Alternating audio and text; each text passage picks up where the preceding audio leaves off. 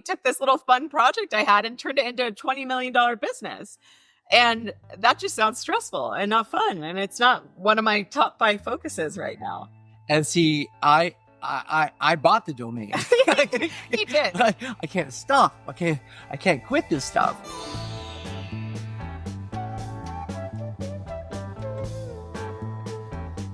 So I have this topic, and this is something that I am talking about because I need to be better at it and I need to learn from it. And you help settle me into this. Okay. Life is not about the destination. It is about the journey, right? We are in the journey every single day, right? Instead of being stressed out about it, worrying about how I'm going to get to my goal, what am I going to do? I mean, you have to do those things, but the journey is the experience. It's the life, you know? Yeah. And so I'm always trying, I'm always like in my head, like, how do I get to where I'm trying to go to? I'm trying to sell more product. I'm trying to get the restaurant busier. I'm trying to do this. I'm trying to develop this. I'm trying to get this. I want this. I need a show. I need this. I need this. I need this. But then I'm like, but where am I right now? Yeah. Yeah. I'm like, that was the best yeah ever.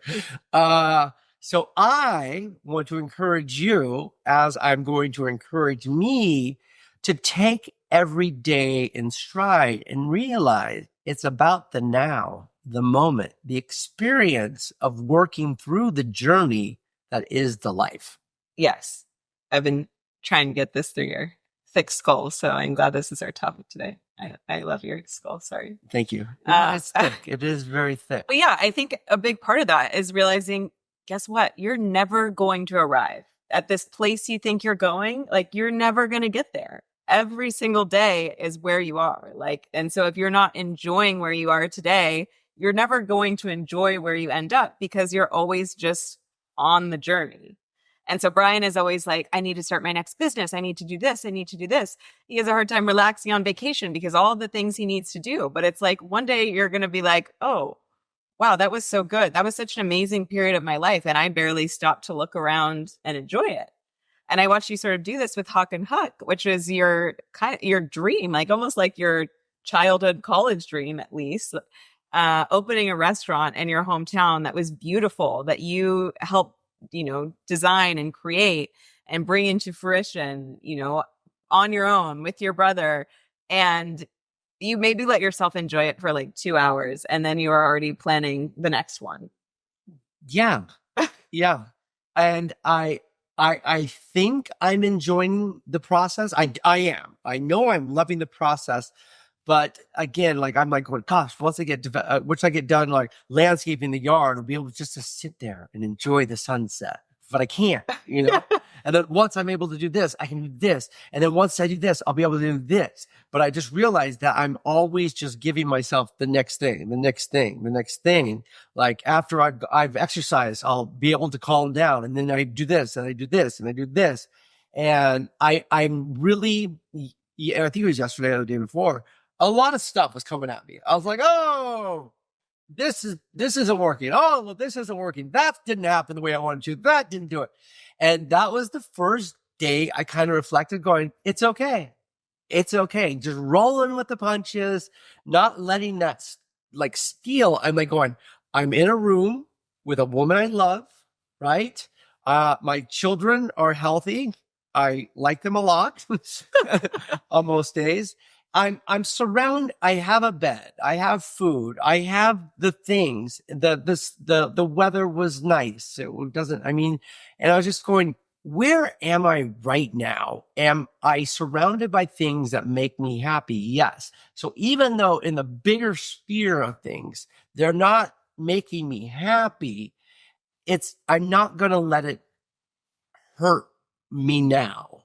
I will compartmentalize it. I will deal with it. I'll do what I have to do, and then I can put it away again. And that's what I really need to learn to do is kind of like give myself my goals, get this, and then go, gosh, that didn't work out, but I'm okay. And I'm going to tell you right now, there is a key to this too. What you just marijuana gummies? Marijuana gummies. Seriously. My last vice was alcohol, and it gives you no value. It takes away your drive. It takes away, it just numbs you.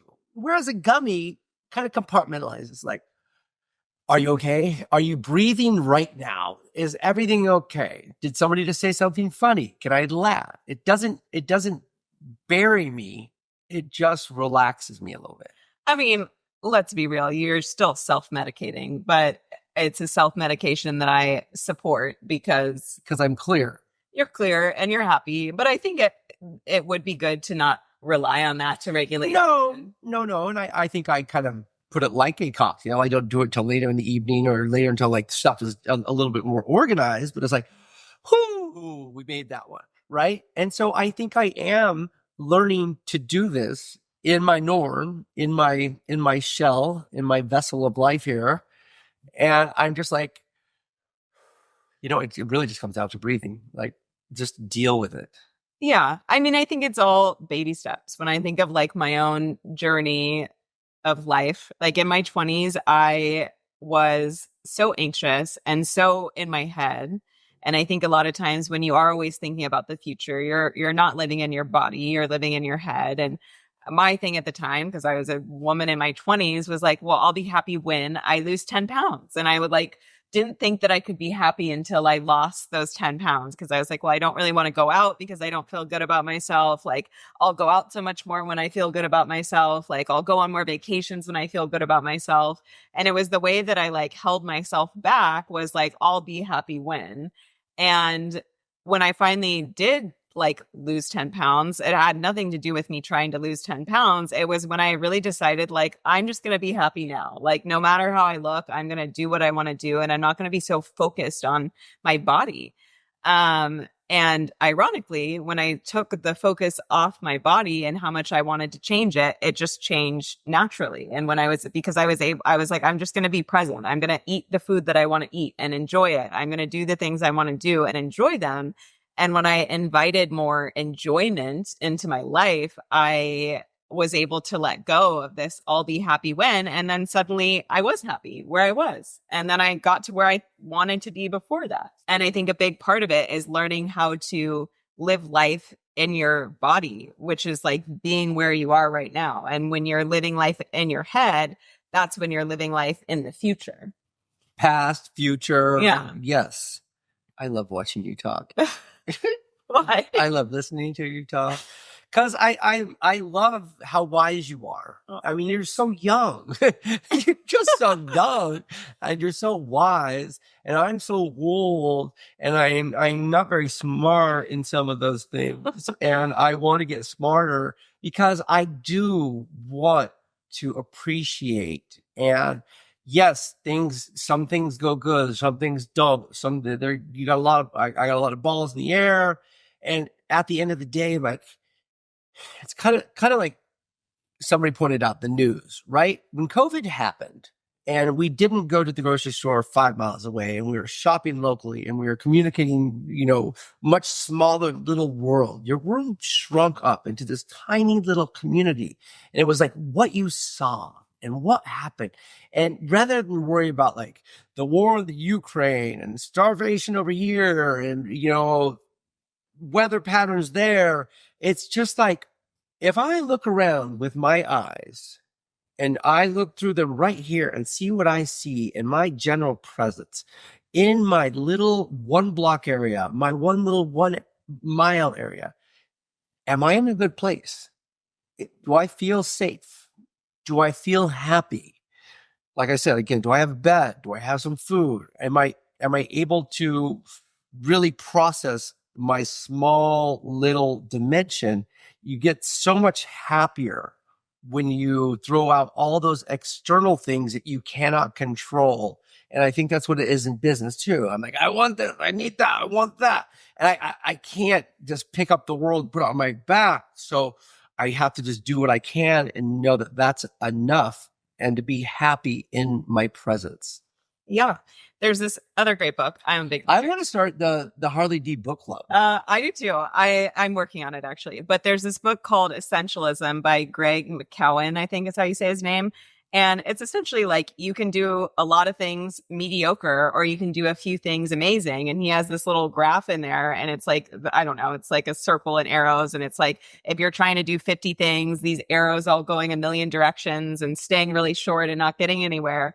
Or it's like you have two arrows and they're going super far. And I think that's kind of the point of it is like, focus on the things that are really bringing the most value to your life, like your family, your businesses, like focus on a few things and make those things amazing rather than focusing on 20 things and making those 20 things, mediocre. And I think what that does to you energetically is you're able to be more present because your energy is not spurting off in all these different directions. Your energy is more focused. Just like, I'm sitting right here. I'm sitting right next to you. Okay. Are you saying I have a lot of small arrows? Yeah. You have a lot of small arrows. Oh, and you've got a big arrow? I'm working. That's what I'm actually working on right now because I am at a point where I have a lot of savings. I've spent 10 plus years. You got money? Yeah. I spent 10 plus years at my corporate job and I have the opportunity to kind of rewire my life a little bit differently. And I've spent a lot of time thinking of like, what is most important to me and where do I want to funnel this energy going forward? And it's kind of scary to be like, oh, I don't need to do it all because I think that we're all told that we're supposed to do it all and be good at all of it. But it's like, I don't have to do all these things that I think I need to do to be valuable to society. Like, I don't have to have the corporate job, run the podcast, be a good girlfriend, help with kids, do all of those things. You say you do or you don't? I don't have to do all those. I can choose the ones that are most important to me. And the thing that is most important to me is being a good girlfriend, helping with your kids, furthering this podcast, creating community for women. Like those, I would say, are my top, and spending time with the people I love. I don't know. Those are maybe 5 things. Like those are the most important things to me. I don't mean to get an old dog and throwing out some comedy here, but did you just say you're inviting the girls over? Oh, you said you're going to be a good community for women. Oh. Yeah. I was like, this is getting weird. I'm starting a spiritual book club. Oh, nice. Yeah. Am I invited?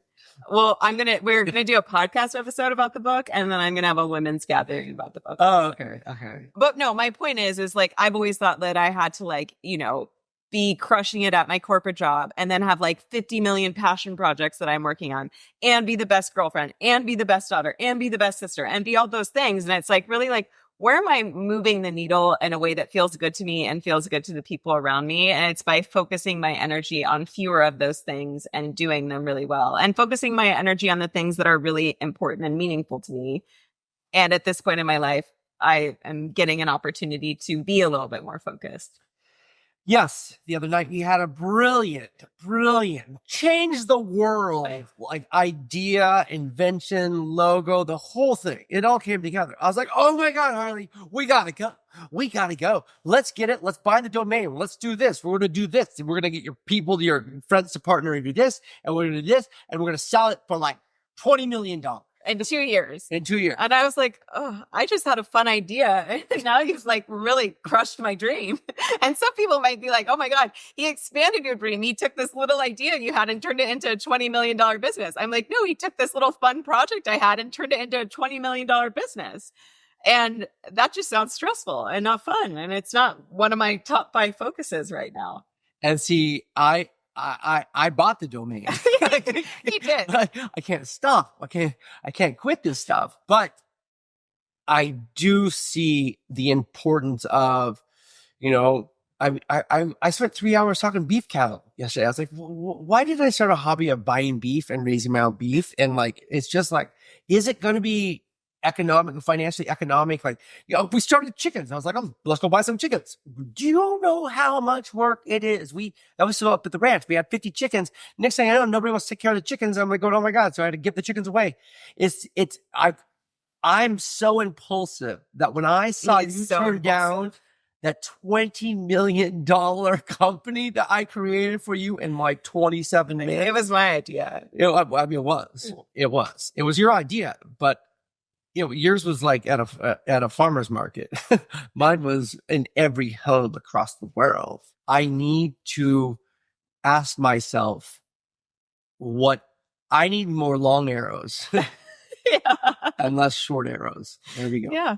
No, I think that's it. And I think it's like okay for those arrows to change. Like I know what I want to focus on right now, but I'm not locking myself into that forever.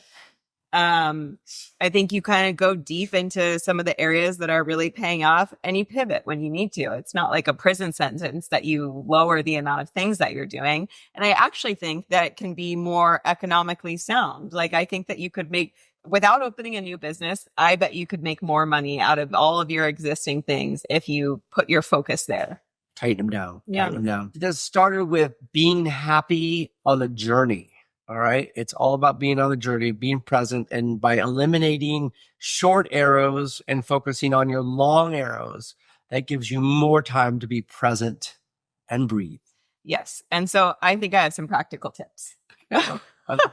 Okay. So one would be to have a daily gratitude practice. I think ideally you would start your day and have a gratitude journal. And the best thing for me is just writing all the things that I feel grateful for until I can't think of them anymore. But that's something I do like once a week. So you can either do that or every single morning you write like 3 things you're grateful for. They also have this journal on Amazon called the 5-minute journal. It has 3 things you're grateful for in the morning. And then at night you talk about like 3 things that went well during the day. Can you post up a link for that, please? Sure. I can post a link for that. So couple options there, but gratitude is really important because it really does focus you on the present. It focuses you on all the blessings that you have today. And I think that is what people like Brian forget about. Like he kind of forgets how good his life is right now. Like our relationship is so good. We're so in love. We do so many cool things together. His kids are teenagers, but they're happy and they're healthy and they're funny and they're only going to be in the house for like 4 more years. Sorry. Where are they going? No, we're going to get them out of the house at 18. Where are they going? We're working on their ambitions. But really, the time is going to fly by. And as hard as it is to have teenagers, at some point, we're going to be sad that they're gone. And so it's like thinking about like how we can appreciate and spend more time with them now. And your businesses, like there's so much going right about them and so much to be grateful for. And so many probably small tweaks that if you sat down and focused that you're like, this could make it so much better. This could make it so much better. And it's not starting something new. It's like, we had that relationship episode where we said the grass isn't greener on the other side. It's greener where you water it. I think that's kind of what this is too. I love it. Yeah. I mean, obviously like the normal stuff people tell you to do, like meditating, if you can meditate, but I think meditating is hard for a lot of people. I think it's like, how do you make yourself be present in the current moment? Like, do you go on a walk and not listen to music and just try and observe what you're seeing? Like, I think that can be easier for people than just starting to sit down and meditate. Yoga, moving your body, just like things that get you into your body and out of your head are really important. And I think I need to do all of those things. Yeah, you do. I think the last thing is it's good to get it down on paper. Like I think we're approaching a new year. People usually do get aligned on like, what are my goals for this new year? And I think maybe you could write down like, these are my top 10 goals for this year. And now I'm going to cross out 5 of them, or I'm going to cross out 3 of them or whatever. And like, how do I really focus on making like 2 big things like come to fruition this year? And maybe those are 2 big things that already exist in my life, but I'm just trying to expand them or make them better. And so it's like, how do we narrow down what we're doing to make ourselves more effective and happier? Because when you're more present, you're happier. It's like you're the doctor and I'm the student, right? And I'm like, oh yeah, I should do those things. And I'm sitting like right here. And I mean, I should be proof that it's like never too late. It isn't. Yeah, he's old. I think something we could do together is before we go to bed, we should each tell each other 3 things that we're grateful for that like happened that day or just in general. Like we should make that part of our like nightly routine together. Oh, we do. We sometimes Hi, hello, Buffalo. Yeah, that is something fun that we do. My friend Hannah introduced me to this. It's like the Kardashians do. Those are not sexual positions. No. Unless you want them to be. Roses and thorns. But this is that a position? Why are you turning everything sexual? I'm so sorry. Okay. Roses and thorns, I think, is something they did on the Kardashians. I don't know. I haven't watched that show in years, but this is what we do. It's called high, low, buffalo. We do this, especially when we're traveling. I'll be like, okay, high, low, buffalo, Chiang Rai. And we'll talk about the highest point of that part of our trip, the lowest point, and the buffalo is just something kind of like weird and random and awesome. And it's just nice to like recap things together. But this is different. I think every night before we go to bed, if we're like, I'm so grateful, that we got to take that walk together today. I'm grateful that we had a great dinner with the kids. I'm so grateful that we're moving to La Jolla together. And we could each share 3 things that we're grateful for before we go to bed. I like that. Okay. So no buffaloes? You should still write them in your journal.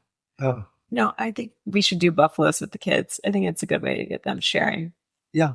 And we all know you need to work out. And I did send Brian something on Instagram that he said resonated with him because he is still like, I would say has some body image issues. What? No. I don't know if it's from being on TV, from the way that his mom ate growing up, but he like wants to be fit and thin, and he works out to be fit, and he monitors what he eats to be fit. He hasn't quite made that shift to like wanting to feel good, and he has a little bit. I think that's a whole other podcast. It's a pretty good one. Okay. Yeah, we'll talk about diet.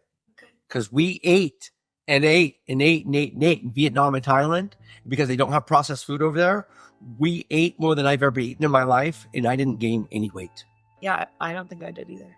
Oh, you told me that my abs look good last night. Oh, so good. That's all. Follow us on iTunes or Spotify or YouTube. Leave us a rating and review. We love it. Send us any questions. Yeah, I dare you to.